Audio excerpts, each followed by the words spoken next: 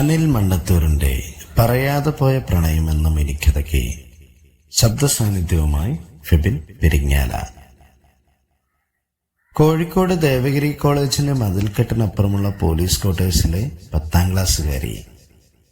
എന്റെ ന്യൂമൻ ഹോസ്റ്റലിലെ ജനൽപ്പാളികൾക്കിടയിലൂടെ അവൾ എന്നും എനിക്കൊരു കൗതുകമായിരുന്നു. ഒരു വാക്കുപോലും സംസാരിച്ചിട്ടില്ല. എങ്കിലും എന്റെ കവിതകളിലെ ഓരോ വരിയിലും അവളുടെ ചുരുണ്ട മുടിയുടെ മണമുണ്ടായിരുന്നു. പറയാതെ പോയൊരു പ്രണയം. അക്കാലത്ത് ആൺകുട്ടികളുടെ ലോകത്ത് ആ നിശബ്ദതയ്ക്കൊരു പ്രത്യേക സൗന്ദര്യമുണ്ടായിരുന്നു. വർഷങ്ങൾക്കിപ്പുറം കോവിഡ് കാലം ഞാൻ ക്ഷീണിച്ച് ഒരു സ്വകാര്യ ആശുപത്രിയിലെ കിടക്കയിൽ. അപ്പോഴാണ് IV സ്റ്റാൻഡുമായി ആ മുഖം എനിക്ക് മുന്നിലെത്തിയത്. നേഴ്സിന്റെ വെള്ള യൂണിഫോമിൽ അവൾ കൂടുതൽ സുന്ദരിയായിരുന്നു. കിരണല്ലേ?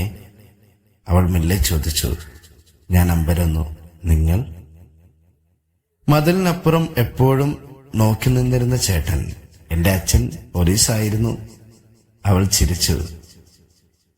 നേഴ്സിംഗ് പഠിക്കുമ്പോൾ കൂട്ടുകാർ പറഞ്ഞു തന്ന പേരാണ് കിരൺ.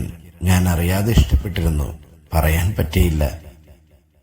എന്റെ കണ്ണുകൾ നിറഞ്ഞു കവിഞ്ഞു. പറയാതെ പോയ ആ പ്രണയം, ഞാൻ സ്വയം പറഞ്ഞു. അവൾ എന്റെ കയ്യിലെ കാന്നുലയിൽ മെല്ലെ തഴുകി. ഇനി നമുക്ക് സംസാരിക്കാതിരിക്കേണ്ട കിരൺ. ആ നിമിഷം എന്റെ ദൈവകൃപ എന്ന കഥാസമാഹാരത്തിലെ ഒടുവിലത്തെ വരി പിറന്നു. ചില പ്രണയങ്ങൾ പൂവണിയാൻ ഒരു മഹാമാരിയുടെ ഒടുവിലത്തെ നിശബ്ദത വേണ്ടിവരും.